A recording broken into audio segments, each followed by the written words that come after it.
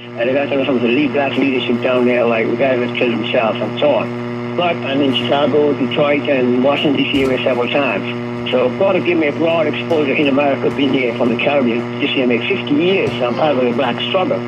But I've seen families that have been devastated by the prison industrial complex. And one of the main things I noticed when a lot of the black people call in or when they have symposiums and conferences, they never mention the almost 1 million blacks or more, well, some of them middle class, who have benefited and are benefiting from the destruction of black families. Remember that blacks in big cities and big city suburbs, there are more blacks living in suburbs now for the last 20 years than in cities, they work as sheriff deputies from the prison guards right on up to the judges. Most big metropolitan areas and medium-sized have a lot of black judges, black sheriffs, black court security, a lot of areas, black we call them the probation officers, black social workers, all levels.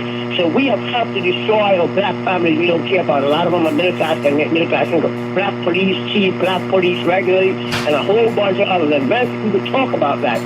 One prominent black talk show host, one of the most prominent ones, Baxter mentioned, he said they're not going to put themselves out of a job.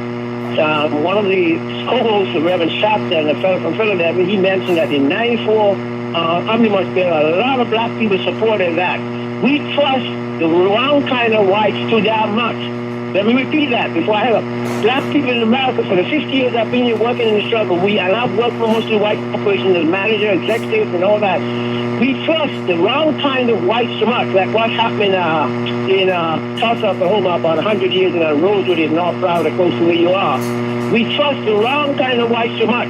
We need to have our people armed legally, and those who have it illegally, leave it alone, because whites not going to change. There's certain types of whites, not all whites, who will attack us whenever they see us start making progress. God bless you all. I'll keep listening.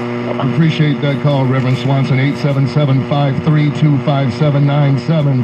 877-532-5797. Let me see if I can squeeze one more caller in. Nah, we're getting real close to the break. I'll go ahead. Let's go line 2 and welcome Jimmy Turner from Detroit, listening on 1200 WCHB. Jimmy, we'll get you started, but we may have to hold you through the break. Go ahead.